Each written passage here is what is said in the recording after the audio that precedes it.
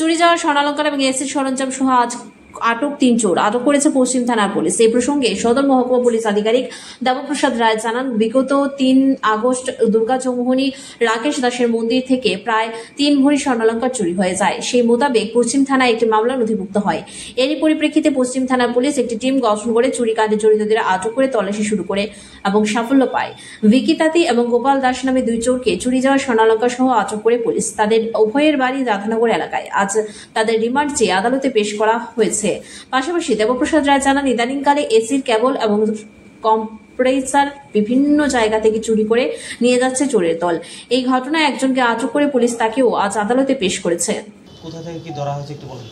Actually ঘটনা হচ্ছে গত 3 আগস্ট মানে গত 3 তারিখে হার্ট স্পেশালিস্ট যিনি আছেন ওই ডক্টর রাকেশ দাস, ওনার বাড়ি দুর্গা চৌমুহনী।